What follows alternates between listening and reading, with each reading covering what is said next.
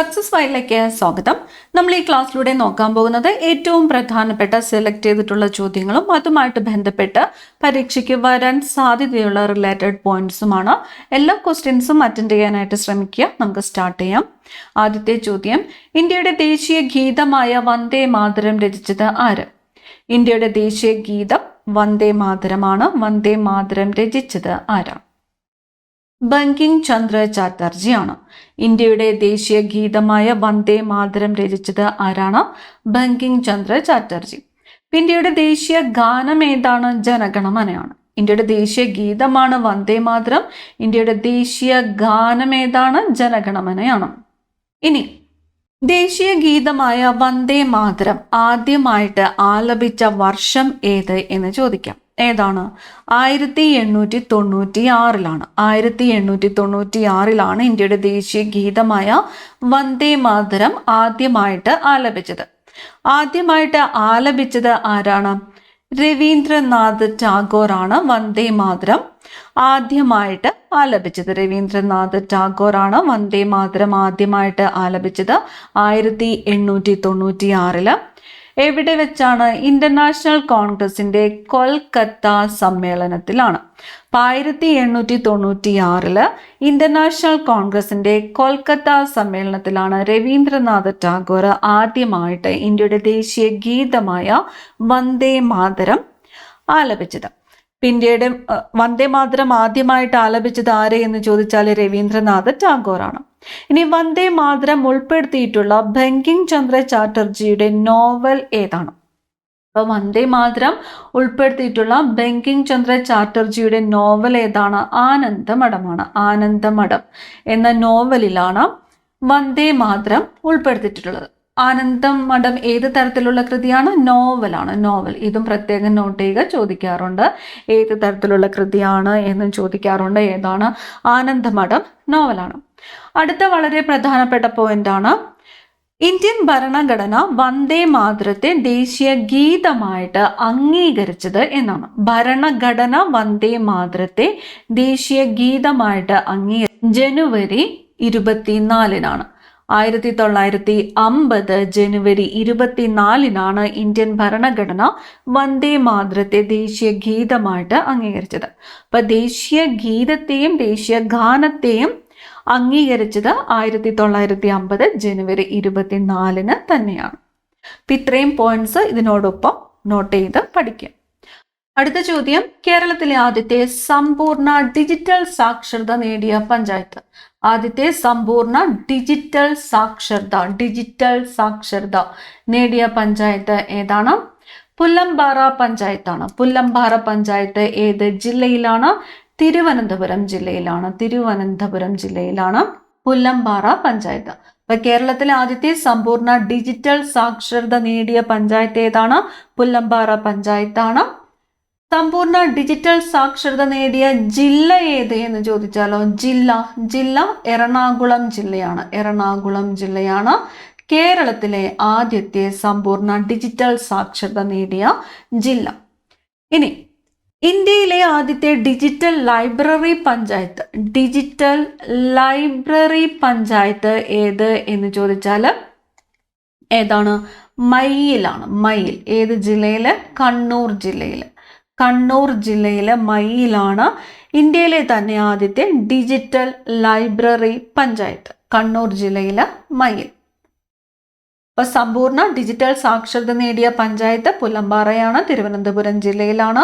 സമ്പൂർണ്ണ ഡിജിറ്റൽ സാക്ഷരത നേടിയ ജില്ല ഏത് എന്ന് ചോദിച്ചാൽ എറണാകുളം ജില്ലയിലാണ്. ആദ്യത്തെ ഡിജിറ്റൽ ലൈബ്രറി പഞ്ചായത്ത് ഏത് എന്ന് ചോദിച്ചാൽ ഏതാണ്? മയ്യിലാണ്. കണ്ണൂർ ജില്ലയിലെ മയ്യിൽ. അടുത്ത ചോദ്യം, ബ്രഹ്മസമാജം സ്ഥാപിച്ചത് ആര്? ബ്രഹ്മസമാജം രാജാറാം മോഹൻ റോയ്. ബ്രഹ്മസമാജം സ്ഥാപിച്ചത് രാജാറാം മോഹൻ റോയ് ആണ്. ആരുടെ ജന്മദിനമാണ് ശിശുദിനമായിട്ട് ആചരിക്കുന്നത്? ജവഹർലാൽ നെഹ്റു ആണ്. ഇന്ത്യയുടെ ആദ്യത്തെ പ്രധാനമന്ത്രിയായിരുന്ന ജവഹർലാൽ നെഹ്റുവിന്റെ ജന്മദിനമായ നവംബർ 14 ശിശുദിനമായിട്ട് ആചരിക്കുന്നത്. നവംബർ 14 ശിശുദിനമായിട്ട് ആചരിക്കുന്നു. അടുത്ത ചോദ്യം, ഇന്ത്യയുടെ പടിഞ്ഞാറ് ഭാഗത്തുള്ള കടൽ ഏതാണ്? ഇന്ത്യയുടെ പടിഞ്ഞാറ് ഭാഗത്തുള്ള കടൽ ഏതാണ്? അറബിക്കടലാണ്. ഏത് ഭാഗമാണ്? പടിഞ്ഞാറ്. ഇന്ത്യയുടെ പടിഞ്ഞാറ് ഭാഗത്തുള്ള കടലാണ് അറബിക്കടൽ. അറബിക്കടൽ ഏത് സമുദ്രത്തിന്റെ ഭാഗമാണ്? ഇന്ത്യൻ മഹാസമുദ്രം. ഇന്ത്യൻ മഹാസമുദ്രത്തിന്റെ ഭാഗമാണ് അറബിക്കടൽ. അറബിക്കടൽ ഏത് സമുദ്രത്തിന്റെ ഭാഗമാണ്? ഇന്ത്യൻ മഹാസമുദ്രത്തിന്റെ ഭാഗമാണ് അറബിക്കടൽ. ഇന്ത്യയുടെ പടിഞ്ഞാറ് ഭാഗത്തുള്ള കടൽ ഏത് എന്ന് ചോദിച്ചാൽ അറബിക്കടലാണ്. അറബിക്കടൽ ഏത് സമുദ്രത്തിന്റെ ഭാഗമാണ്? ഇന്ത്യൻ മഹാസമുദ്രത്തിന്റെ ഭാഗമാണ്. ഇന്ത്യയുടെ ദേശീയ പുഷ്പം ഏതാണ്? ഇന്ത്യയുടെ ദേശീയ പുഷ്പം ഏതാണ്? താമരയാണ്. ഇന്ത്യയുടെ ദേശീയ പുഷ്പം താമര. താമരയുടെ ശാസ്ത്രീയ നാമം, താമരയുടെ ശാസ്ത്രീയ നാമം നെലുംബോ ന്യൂസിഫറയാണ്. നെല്ലുംബോ ന്യൂസിഫറ. നെലുംബോ ന്യൂസിഫറ എന്നതാണ് താമരയുടെ ശാസ്ത്രീയ നാമം. നെലുംബോ ന്യൂസിഫറ. ഇനി താമര ഏതൊക്കെ രാജ്യത്തിന്റെ ദേശീയ പുഷ്പമാണ്? ഇന്ത്യയെ കൂടാതെ വിയറ്റ്നാം. വിയറ്റ്നാമിന്റെ ദേശീയ പുഷ്പം താമരയാണ്. താമര വിയറ്റ്നാമിന്റെയും ദേശീയ പുഷ്പമാണ്. ഇന്ത്യ, വിയറ്റ്നാം എന്നീ രാജ്യങ്ങളുടെ ദേശീയ പുഷ്പം ഏതാണ്? താമരയാണ്. ഇനി ഇന്ത്യയുടെ ദേശീയ പുഷ്പമായിട്ട് താമരയെ അംഗീകരിച്ച വർഷം ഏതാണ്? ഇന്ത്യയുടെ ദേശീയ പുഷ്പം താമരയാണ്. താമരയെ ഇന്ത്യയുടെ ദേശീയ പുഷ്പമായിട്ട് അംഗീകരിച്ചത് ഏത് വർഷം? 1950 ജനുവരി 26-നാണ്. 1950 ജനുവരി 26-നാണ് ഇന്ത്യയുടെ ദേശീയ പുഷ്പമായിട്ട് താമരയെ അംഗീകരിച്ചത്. ഇന്ത്യയുടെ ദേശീയ പുഷ്പം താമരയാണ്. താമരയുടെ ശാസ്ത്രീയ നാമം നെലുംബോ ന്യൂസിഫറയാണ്. ഇന്ത്യയെ കൂടാതെ വിയറ്റ്നാമിന്റെയും ദേശീയ പുഷ്പം താമരയാണ്. താമരയെ ഇന്ത്യയുടെ ദേശീയ പുഷ്പമായിട്ട് അംഗീകരിച്ചത് 1950 ജനുവരി 26-നാണ്. അടുത്ത ചോദ്യം, international day of girl child. International day of girl child ആയിട്ട് ആചരിക്കുന്നത് ഒക്ടോബർ 11-ആണ്. ഒക്ടോബർ 11 അന്താരാഷ്ട്ര ബാലികാ ദിനം ആയിട്ട് ആചരിക്കുന്നത് ഒക്ടോബർ 11-ആണ്. ഇനി ഇന്ത്യയില് ദേശീയ ബാലികാ ദിനമായിട്ട് ആചരിക്കുന്നത് എന്ന് ചോദിച്ചാൽ ദേശീയ ബാലികാ ദിനം എന്നാണ് ദേശീയ ബാലികാ ദിനമായിട്ട് ആചരിക്കുന്നത് ജനുവരി 24-ആണ്. ജനുവരി 24. അപ്പൊ അന്താരാഷ്ട്ര ബാലികാ ദിനമായിട്ട് ആചരിക്കുന്നത് എന്ന് ചോദിച്ചാൽ ഒക്ടോബർ 11-ആണ്. ദേശീയ ബാലികാ ദിനമായിട്ട് ആചരിക്കുന്നത് എന്നാണ് ജനുവരി 24-ആണ്. ജനുവരി 24. ഏറ്റവും ഭാരം കുറഞ്ഞ വാതകം ഏതാണ്? ഏറ്റവും ഭാരം കുറഞ്ഞ വാതകം ഹൈഡ്രജൻ ആണ്. ഏറ്റവും ഭാരം കുറഞ്ഞ വാതകം ഏതാണ്? ഹൈഡ്രജൻ. ചന്ദ്രനിൽ ഇറങ്ങിയ ആദ്യത്തെ ബഹിരാകാശ സഞ്ചാരി. ചന്ദ്രനിൽ ഇറങ്ങിയ ആദ്യത്തെ ബഹിരാകാശ സഞ്ചാരി ആര്? ചന്ദ്രനിൽ ഇറങ്ങിയത് നീൽ ആംസ്ട്രോങ് ആണ്. Neil Armstrong. ഏത് വർഷമാണ് നീൽ ആംസ്ട്രോങ് ചന്ദ്രനിൽ ഇറങ്ങിയത്? 1969-ലാണ്. 1969. റോക്ക് ഗാർഡൻ എവിടെയാണ്? റോക്ക് ഗാർഡൻ ചണ്ഡീഗഡിലാണ്. റോക്ക് ഗാർഡൻ എവിടെയാണ്? ചണ്ഡീഗഡിലാണ്. റോക്ക് ഗാർഡൻ നിർമ്മിച്ചത് ആര് എന്ന് ചോദിച്ചാൽ നെക് ചാന്ദ് സൈനിയാണ്. നെക് ചാന്ദ് സൈനിയാണ് നോക്ക് ഗാർഡൻ നിർമ്മിച്ചത്. നെക് ചാന്ദ് സൈനി. റോക്ക് ഗാർഡൻ എവിടെയാണ്? ചണ്ഡീഗഡിലാണ്. ഇന്ത്യ ആദ്യമായിട്ട് വിക്ഷേപിച്ച ഉപഗ്രഹം ഏതാണ്? ഇന്ത്യ ആദ്യമായിട്ട് വിക്ഷേപിച്ച ഉപഗ്രഹം ആര്യഭട്ടയാണ്. ഇന്ത്യ ആദ്യമായിട്ട് വിക്ഷേപിച്ച ഉപഗ്രഹം ഏതാണ്? ആര്യഭട്ട. ആര്യഭട്ട വിക്ഷേപിച്ച തീയതി. ആര്യഭട്ട വിക്ഷേപിച്ചത് 1975 ഏപ്രിൽ 19-നാണ്. 1975 ഏപ്രിൽ 19-നാണ് ആര്യഭട്ട വിക്ഷേപിച്ചത്. ഈ ഡേറ്റ് പ്രത്യേകം നോട്ട് ചെയ്ത് വെക്കുക. ഇന്ത്യ ആര്യഭട്ട വിക്ഷേപിച്ചത് 1975 ഏപ്രിൽ 19. ഇന്ത്യയുടെ ആദ്യത്തെ ഉപഗ്രഹം ഏത് എന്ന് ചോദിച്ചാൽ ആര്യഭട്ടയാണ്. ആര്യഭട്ട വിക്ഷേപിച്ച വിക്ഷേപിക്കാൻ ഉപയോഗിച്ച റോക്കറ്റ് ഏത് രാജ്യത്തിൻ്റെതായിരുന്നു? സോവിയറ്റ് യൂണിയൻ, ഇപ്പോഴത്തെ റഷ്യയുടെ റോക്കറ്റായിരുന്നു ആര്യഭട്ട വിക്ഷേപിക്കാനായിട്ട് ഉപയോഗിച്ചത്. വിക്ഷേപിച്ചത് എവിടെ നിന്നാണ് ആര്യഭട്ട വിക്ഷേപിച്ചത്? സോവിയറ്റ് യൂണിയന്റെ കബുൻസ്റ്റിൻ യാർ എന്ന വിക്ഷേപണ കേന്ദ്രത്തിൽ നിന്നുമാണ് ആര്യഭട്ട വിക്ഷേപിച്ചത്. ആര്യഭട്ട വിക്ഷേപിച്ചത് 1975 ഏപ്രിൽ 19 സോവിയറ്റ് യൂണിയനിലാണ്. സോവിയറ്റ് യൂണിയന്റെ റോക്കറ്റ് ഉപയോഗിച്ചിട്ട്.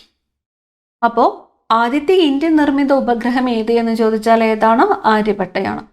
ഇനി ഇന്ത്യയുടെ സ്വന്തം റോക്കറ്റ് ഉപയോഗിച്ച് വിക്ഷേപിച്ച ആദ്യത്തെ ഉപഗ്രഹം ഏത് എന്ന് ചോദിച്ചാൽ രോഹിണിയാണ്. ഇന്ത്യയുടെ സ്വന്തം റോക്കറ്റ് ഉപയോഗിച്ച് വിക്ഷേപിച്ച ആദ്യത്തെ ഉപഗ്രഹമാണ് രോഹിണി. SLV-3 ഉപയോഗിച്ചാണ് രോഹിണി വിക്ഷേപിച്ചത് 1980 ശ്രീഹരിക്കോട്ടയിൽ.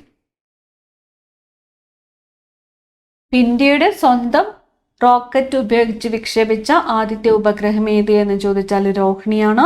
1980 ശ്രീഹരിക്കോട്ടയിൽ നിന്നുമാണ് വിക്ഷേപിച്ചത്. റോക്കറ്റ് ഏതാണ്? SLV-3 ആണ്. SLV-3. അടുത്ത ചോദ്യം, കേരളം ഏത് റെയിൽവേ മേഖലയുടെ ഭാഗമാണ്? കേരളം ഏത് റെയിൽവേ മേഖലയുടെ ഭാഗമാണ്?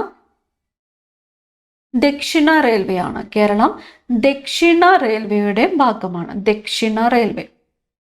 മഹാത്മാഗാന്ധി ജനിച്ച സ്ഥലം? മഹാത്മാഗാന്ധി എവിടെയാണ് ജനിച്ചത്? പോർബന്തറിലാണ്. മഹാത്മാഗാന്ധി ജനിച്ച സ്ഥലം ഏതാണ്? പോർബന്തർ. ഏത് സംസ്ഥാനത്താണ്? ഗുജറാത്തിലാണ്. ഗുജറാത്തിലെ പോർബന്തറിൽ 1869 ഒക്ടോബർ 2 ഗാന്ധിജി ജനിച്ചത്. അദ്ദേഹത്തിന്റെ ജന്മസ്ഥലം ഇപ്പോൾ സ്മാരകമായിട്ട് സംരക്ഷിക്കുന്നു. പേര് കീർത്തി മന്ദിർ. കീർത്തി മന്ദിർ. അപ്പൊ മഹാത്മാഗാന്ധി ജനിച്ച സ്ഥലം ഗുജറാത്തിലെ പോർബന്തറിലാണ്. 1869 ഒക്ടോബർ 2 കീർത്തി മന്ദിർ എന്നാണ് അറിയപ്പെടുന്നത്. കേരള കലാമണ്ഡലത്തിന്റെ ആസ്ഥാനം?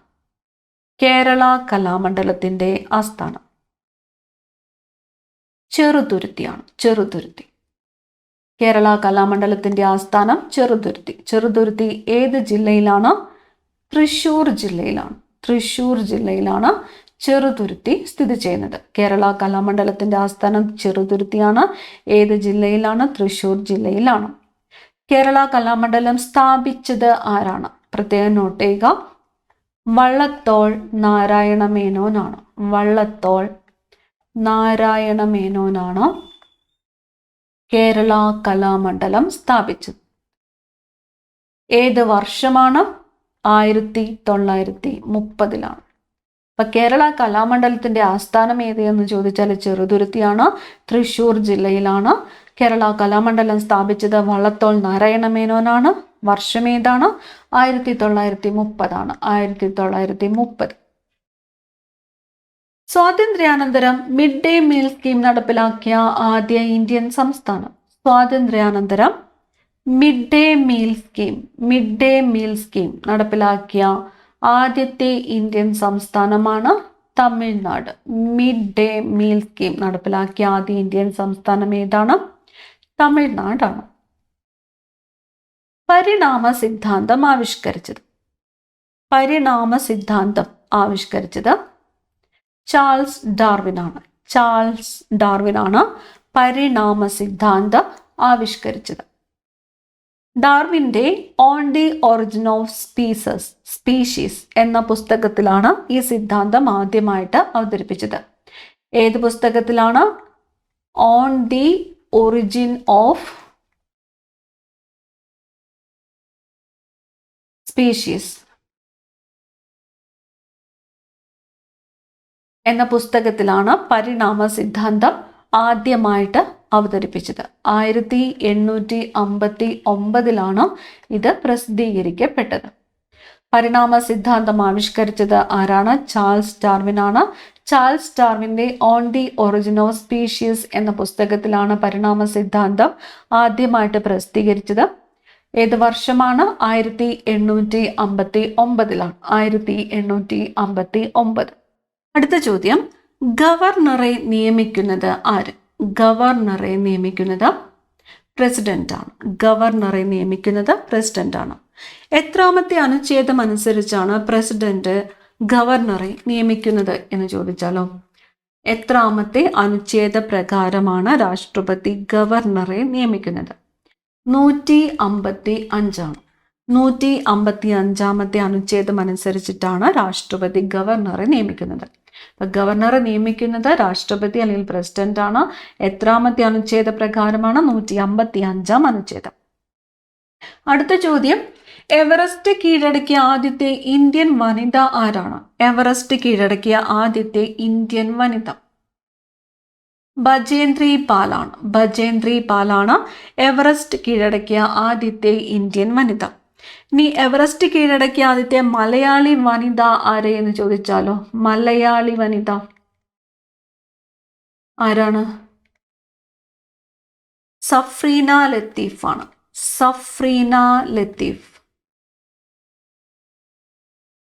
എവറസ്റ്റ് കീഴടക്കിയ ആദ്യത്തെ മലയാളി വനിത ആരെ എന്ന് ചോദിച്ചാൽ സഫ്രീന ലത്തീഫാണ്.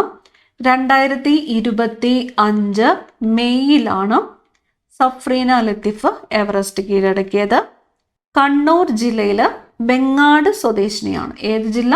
കണ്ണൂർ ജില്ലയാണ്. കണ്ണൂർ ജില്ലക്കാരിയാണ് സഫ്രീന ലത്തീഫ്. എവറസ്റ്റ് കീഴടക്കിയ ആദ്യത്തെ ഇന്ത്യൻ വനിത ബചേന്ദ്രി പാൽ. ആദ്യത്തെ മലയാളി വനിത ആരെ എന്ന് ചോദിച്ചാൽ സഫ്രീന ലത്തീഫാണ്. 2025 മെയ്യിലാണ് എവറസ്റ്റ് കീഴടക്കിയത്. കണ്ണൂർ സ്വദേശിനിയാണ്. അടുത്ത ചോദ്യം, ഇന്ത്യയിൽ നിർമ്മിച്ച ആദ്യത്തെ സംസ്കൃത സിനിമ. ഇന്ത്യയിൽ നിർമ്മിച്ച ആദ്യത്തെ സംസ്കൃത സിനിമ ആദി ശങ്കരാചാര്യാണ്. ആദി ശങ്കരാചാര്യാണ് ഇന്ത്യയിൽ നിർമ്മിച്ച ആദ്യത്തെ സംസ്കൃത സിനിമ. ആദി ശങ്കരാചാര്യ എന്ന സിനിമ സംവിധാനം ചെയ്തത് ആര്? സംവിധാനം ആരാണ്? GV അയ്യർ ആണ്. GV അയ്യർ.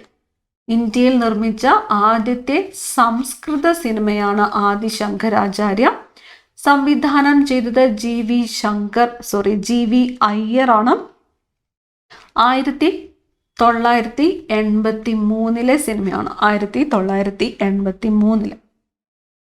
ഇനി ഇതുമായിട്ട് ബന്ധപ്പെട്ട് മറ്റൊരു പ്രധാനപ്പെട്ട ചോദ്യം എന്നത്, ഏത് സിനിമയ്ക്കാണ് മികച്ച ഫീച്ചർ ഫിലിമിനുള്ള ദേശീയ അവാർഡ് ആദ്യമായിട്ട് ലഭിച്ചത് എന്ന് ചോദിച്ചാൽ ആദി ശങ്കരാചാര്യയ്ക്കാണ്. ഏത് സിനിമയ്ക്കാണ് മികച്ച ഫീച്ചർ ഫിലിമിനുള്ള ദേശീയ അവാർഡ് ആദ്യമായിട്ട് ലഭിച്ചത് എന്ന് ചോദിച്ചാൽ ആദി ശങ്കരാചാര്യ എന്ന സിനിമയ്ക്കാണ്. ഇന്ത്യയിൽ നിർമ്മിച്ച ആദ്യത്തെ സംസ്കൃത സിനിമയാണ് ആദി ശങ്കരാചാര്യ. സംവിധാനം GV അയ്യറാണ്. 1983. ഏത് സിനിമയ്ക്കാണ് മികച്ച ഫീച്ചർ ഫിലിമിനുള്ള ദേശീയ അവാർഡ് ആദ്യമായിട്ട് ലഭിച്ചത് എന്ന് ചോദിച്ചാൽ ആദി ശങ്കരാചാര്യയ്ക്കാണ്. അടുത്ത ചോദ്യം, നാഷണൽ ഇൻസ്റ്റിറ്റ്യൂട്ട് ഓഫ് ന്യൂട്രീഷൻ എവിടെയാണ്? നാഷണൽ ഇൻസ്റ്റിറ്റ്യൂട്ട് ഓഫ് ന്യൂട്രീഷൻ സ്ഥിതി ചെയ്യുന്നത് എവിടെയാണ്? ഹൈദരാബാദാണ്. നാഷണൽ ഇൻസ്റ്റിറ്റ്യൂട്ട് ഓഫ് ന്യൂട്രീഷൻ സ്ഥിതി ചെയ്യുന്നത് ഹൈദരാബാദ്.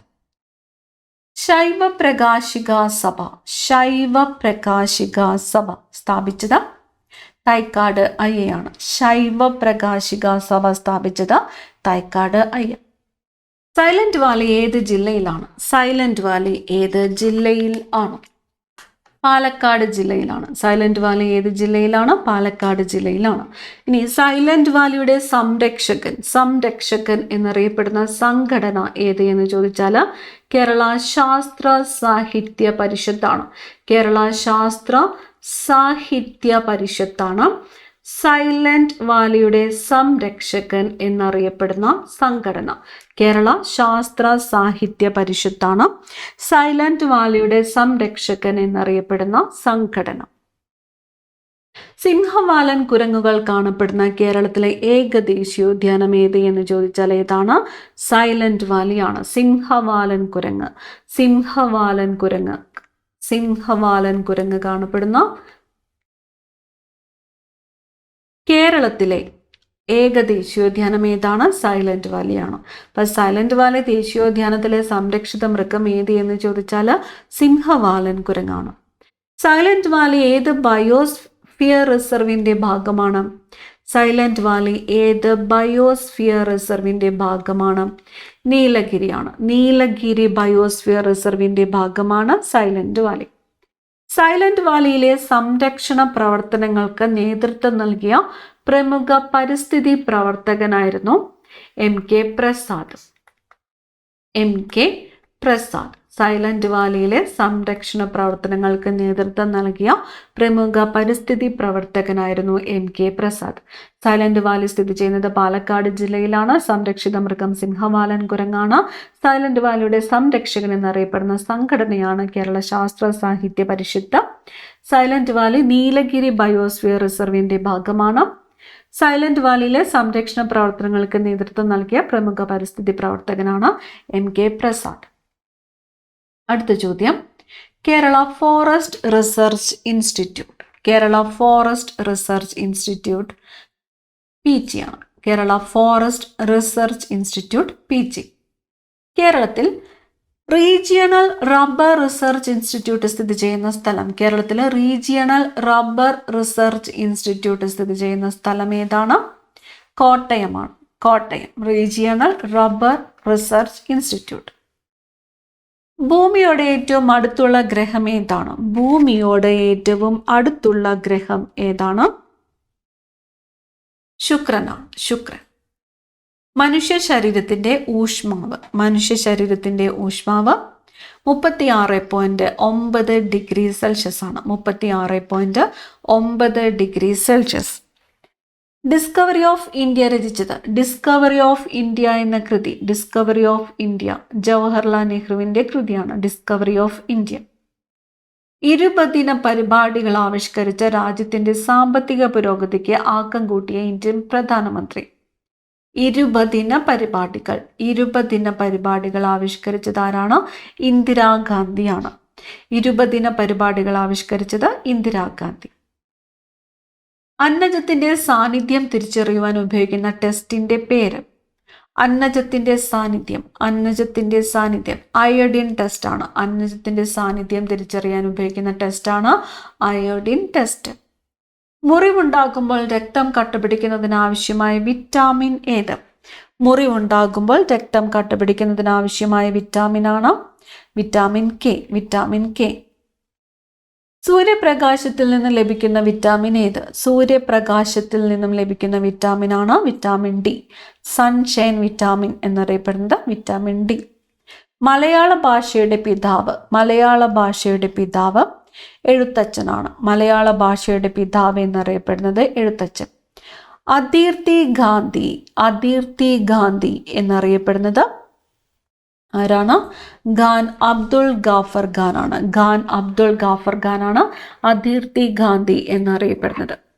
ഗാന്ധിജിയുടെ അഹിംസാ സിദ്ധാന്തങ്ങൾക്ക് വടക്ക് പടിഞ്ഞാറൻ അതിർത്തി പ്രദേശങ്ങളിൽ പ്രചരിപ്പിച്ചു. ഭാരതരത്ന ലഭിച്ച ആദ്യത്തെ വിദേശി ആര് എന്ന് ചോദിച്ചാൽ ഖാൻ അബ്ദുൾ ഗാഫർ ഖാൻ ആണ്. ഭാരതരത്നം ലഭിച്ച ആദ്യത്തെ വിദേശിയാണ്. 1987 അദ്ദേഹത്തിൻ്റെ ആത്മകഥയാണ് മൈ ലൈഫ് ആൻഡ് സ്ട്രഗിൾ എന്നത്. മൈ ലൈഫ് ആൻഡ് സ്ട്രഗിൾ എന്നത് ആരുടെ ആത്മകഥയാണ്? ഖാൻ അബ്ദുൾ ഗാഫർ ഖാന്റെ ആത്മകഥയാണ്. അദ്ദേഹം ആരംഭിച്ച പ്രസ്ഥാനമാണ് ഖുദായ് ഖിദ്മത്ഗാർ എന്നത്. ഖുദായ് ഖിദ്മത്ഗാർ എന്നത് ആര് ആരംഭിച്ച സംഘടനയാണ്?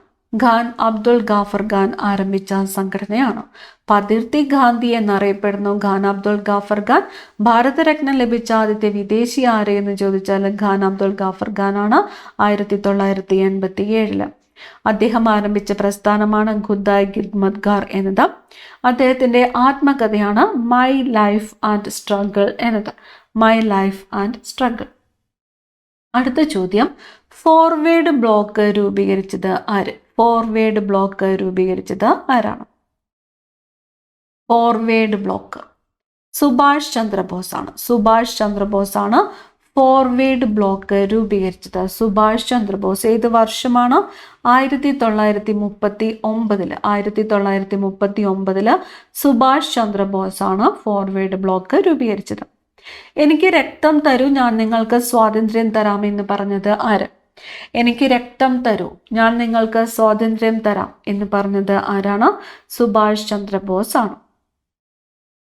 ഫോർവേഡ് ബ്ലോക്ക് രൂപീകരിച്ചത് സുഭാഷ് ചന്ദ്രബോസ് ആണ് 1939. എനിക്ക് രക്തം തരൂ, ഞാൻ നിങ്ങൾക്ക് സ്വാതന്ത്ര്യം തരാം എന്ന് പറഞ്ഞത് ആര് എന്ന് ചോദിച്ചാൽ സുഭാഷ് ചന്ദ്രബോസ് ആണ്. അടുത്ത ചോദ്യം, പദാർത്ഥത്തിന്റെ നാലാമത്തെ അവസ്ഥ.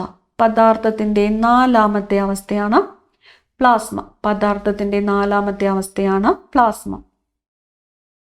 ഏത് താപനിലയിലാണ് പദാർത്ഥം പ്ലാസ്മ അവസ്ഥയിലായി മാറുന്നത്? വളരെ ഉയർന്ന താപനിലയിലാണ്. വളരെ ഉയർന്ന താപനില. സൂര്യനിലും നക്ഷത്രങ്ങളിലും കാണപ്പെടുന്ന പദാർത്ഥത്തിന്റെ അവസ്ഥ ഏത് എന്ന് ചോദിച്ചാൽ പ്ലാസ്മ അവസ്ഥയാണ്. സൂര്യനിലും നക്ഷത്രങ്ങളിലും പ്ലാസ്മ അവസ്ഥയാണ്. മിന്നൽ ഉണ്ടാകുമ്പോൾ രൂപം കൊള്ളുന്ന പദാർത്ഥത്തിന്റെ അവസ്ഥ. മിന്നൽ ഉണ്ടാകുമ്പോൾ രൂപം കൊള്ളുന്ന പദാർത്ഥത്തിന്റെ അവസ്ഥ പ്ലാസ്മ അവസ്ഥയാണ്. അതുപോലെ ഫ്ലൂറസെന്റ് ബൾബുകളിലും നിയോൺ ലൈറ്റുകളിലും കാണപ്പെടുന്ന പദാർത്ഥാവസ്ഥ ഏതെന്ന് ചോദിച്ചാൽ ഏതാണ്? പ്ലാസ്മ അവസ്ഥയാണ്. ഫ്ലൂറസെന്റ് ബൾബുകളിലും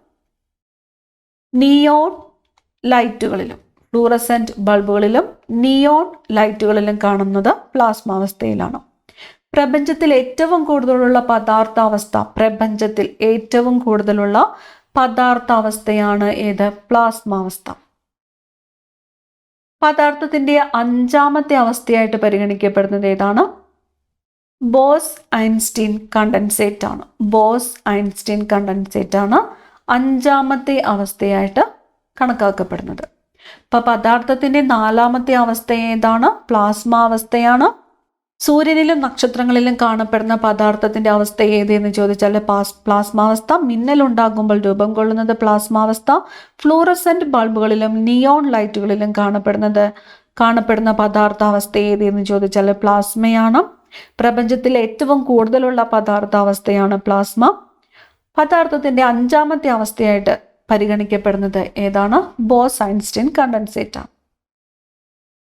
അടുത്ത ചോദ്യം, അന്തർദേശീയ വിദ്യാർത്ഥി ദിനമായിട്ട് ആചരിക്കുന്നത് നവംബർ 17. അന്തർദേശീയ വിദ്യാർത്ഥി ദിനമായിട്ട് ആചരിക്കുന്നത് നവംബർ 17. വിറ്റാമിൻ സിയുടെ കുറവ് മൂലം മോണയിൽ നിന്ന് രക്തസ്രാവം ഉണ്ടാകുന്ന അവസ്ഥയുടെ പേരെന്താണ്? ഏതിന്റെ കുറവ് മൂലമാണ്? Vitamin C. മോണയിൽ നിന്ന് രക്തസ്രാവം ഉണ്ടാകുന്ന അവസ്ഥയാണ് സ്കർവി.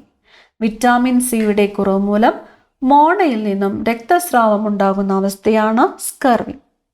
വിറ്റാമിൻ സിയുടെ ശാസ്ത്രീയ നാമമാണ്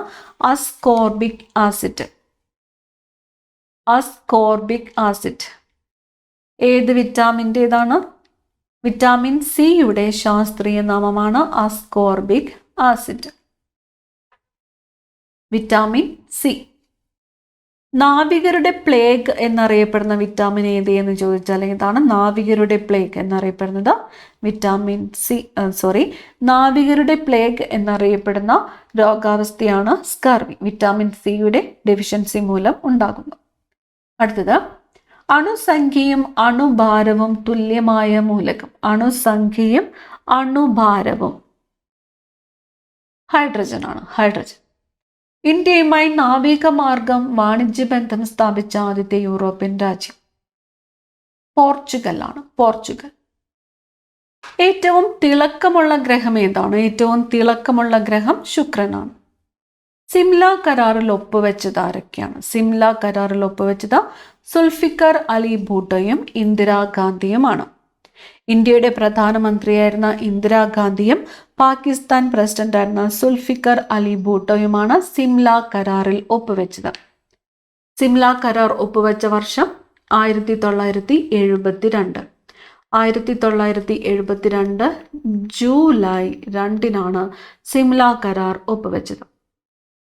1971 ഇന്ത്യ പാകിസ്ഥാൻ യുദ്ധത്തിന് ശേഷം ഇരു രാജ്യങ്ങളും തമ്മിലുള്ള സമാധാനം പുനഃസ്ഥാപിക്കുക എന്നതായിരുന്നു ഈ കരാറിന്റെ പ്രധാന ലക്ഷ്യം. അപ്പൊ സിംല കരാറിൽ ഒപ്പുവെച്ചത് ആരൊക്കെയാണ്? സുൽഫിക്കർ അലി ഭൂട്ടോയും ഇന്ദിരാഗാന്ധിയുമാണ്. 1972 ജൂലൈ 2 സിംല കരാറിൽ ഒപ്പുവെച്ചത്. അടുത്ത ചോദ്യം, ഹരിജൻ എന്ന പ്രസിദ്ധീകരണം ആരംഭിച്ചത് ഗാന്ധിജിയാണ്. ഹരിജൻ എന്ന പ്രസിദ്ധീകരണം ആരംഭിച്ചത് ഗാന്ധിജിയാണ്. യങ് ഇന്ത്യ ആരുടേതാണ്? യങ് ഇന്ത്യ ഗാന്ധിജിയുടേതാണ്. യങ് ഇന്ത്യ ഗാന്ധിജിയുടേതാണ്. അതുപോലെ നവജീവൻ ഗാന്ധിജിയുടേതാണ്. യങ് ഇന്ത്യ ഏത് ഭാഷയിലായിരുന്നു? ഇംഗ്ലീഷ് ഭാഷയിലായിരുന്നു. നവജീവൻ ഗുജറാത്തി ഭാഷയിലായിരുന്നു. ഇനി ഇന്ത്യൻ ഒപ്പീനിയൻ എന്നത് ഗാന്ധിജി ദക്ഷിണാഫ്രിക്കയിൽ ആരംഭിച്ച പത്രമാണ്. ഇന്ത്യൻ ഒപ്പീനിയൻ എന്നത്. ഗാന്ധിജിയുടെ ആത്മകഥയുടെ പേരാണ് എൻ്റെ സത്യാന്വേഷണ പരീക്ഷണങ്ങൾ. ഹരിജൻ എന്ന പ്രസിദ്ധീകരണം ആരംഭിച്ചത് Mahatma Gandhi. Young India, Navajivan, Indian opinion എന്നതെല്ലാം ഗാന്ധിജിയുടേതാണ്. ഗാന്ധിജിയുടെ ആത്മകഥയാണ് എൻ്റെ സത്യാന്വേഷണ പരീക്ഷണങ്ങൾ. ശിലാക്ഷേത്രങ്ങൾക്ക് പ്രസിദ്ധമായ തമിഴ്നാട്ടിലെ തീരപട്ടണം. ശിലാക്ഷേത്രങ്ങൾക്ക് പ്രസിദ്ധമായ തമിഴ്നാട്ടിലെ തീരപട്ടണമാണ് മഹാബലിപുരം. ഫിനാൻസ് കമ്മീഷൻ ചെയർമാനെ നിയമിക്കുന്നത് ആര്? ഫിനാൻസ് കമ്മീഷൻ ചെയർമാനെ നിയമിക്കുന്നത് പ്രസിഡന്റ് ആണ്. ഫിനാൻസ് കമ്മീഷൻ ചെയർമാനെ നിയമിക്കുന്നത്. ധനകാര്യ കമ്മീഷൻ ചെയർമാനെ നിയമിക്കുന്നത് പ്രസിഡന്റ്. സംസ്ഥാന ധനകാര്യ കമ്മീഷൻ ചെയർമാനെ നിയമിക്കുന്നത് ആരാണ്? ഗവർണർ. ഇപ്പൊ ദേശീയ കമ്മീഷൻ ചെയർമാനെ നിയമിക്കുന്നത് പ്രസിഡന്റും സംസ്ഥാന ധനകാര്യ കമ്മീഷൻ ചെയർമാനെ നിയമിക്കുന്നത് ഗവർണറും ആണ്. ആദംസ് ബ്രിഡ്ജ് ഏതൊക്കെ രാജ്യങ്ങൾക്കിടയിലാണ്? ആദംസ് ബ്രിഡ്ജ് ഇന്ത്യക്കും ശ്രീലങ്കയ്ക്കും ഇടയിലാണ്. ആദംസ് ബ്രിഡ്ജ് സ്ഥിതി ചെയ്യുന്നത് ഇന്ത്യക്കും ശ്രീലങ്കയ്ക്കും ഇടയിലാണ്. ആദംസ് ബ്രിഡ്ജ് അറിയപ്പെടുന്ന മറ്റൊരു പേരാണ് രാമസേതു. സ്ഥിതി ചെയ്യുന്നത് പാക് കടലിടുക്കിലാണ്. ഇന്ത്യക്കാർ സൈമൺ കമ്മീഷനെ ബഹിഷ്കരിക്കാൻ കാരണം അംഗങ്ങളിൽ ഇന്ത്യക്കാർ ഇല്ലാത്തതിനാലാണ്. സൈമൺ കമ്മീഷനിൽ ഇന്ത്യക്കാർ ഇല്ലാത്തതായിരുന്നു ഇന്ത്യക്കാർ സൈമൺ കമ്മീഷനെ ബഹിഷ്കരിക്കാൻ കാരണമായത്. ഇന്ത്യൻ ഭരണഘടനാ പരിഷ്കാരങ്ങളെക്കുറിച്ച് പഠിക്കാൻ 1927 ബ്രിട്ടീഷ് സർക്കാർ നിയോഗിച്ച കമ്മീഷനാണ് സൈമൺ കമ്മീഷൻ. എന്നാൽ ഈ കമ്മീഷനെ ഇന്ത്യക്കാർ ബഹിഷ്കരിച്ചു. കാരണം എന്താണ്? ഇതിൽ ഒരു ഇന്ത്യൻ അംഗം പോലും ഇല്ലായിരുന്നു. ഈ ക്ലാസ്സിലെ അവസാനത്തെ ചോദ്യമാണ്, ഇന്ത്യയിലെ സായുധ സേനകളുടെ സർവ്വസൈന്യാധിപൻ ആരാണ്? ഇന്ത്യയിലെ സായുധ സേനകളുടെ സർവ്വസൈന്യാധിപൻ പ്രസിഡന്റ് ആണ്. നിലവിൽ ഇന്ത്യൻ രാഷ്ട്രപതി ആരാണ്? ദ്രൗപദി മുർമു. ഇന്ത്യൻ സായുധ സേനകളുടെ 3 വിഭാഗങ്ങൾ ഏതൊക്കെയാണ്? കരസേന, നാവികസേന, വ്യോമസേന. ഇത്രയും ക്വസ്റ്റ്യൻസ് ആണ് ഇന്നത്തെ ഒരു ക്ലാസ്സിലേക്കായിട്ട് എടുത്തിരിക്കുന്നത്. ഏറ്റവും പ്രധാനപ്പെട്ട സെലക്റ്റീവ് ആയിട്ടുള്ള ക്വസ്റ്റ്യൻസ് ആണ്. അടുത്ത ക്ലാസ്സിൽ കാണാം. Thank you.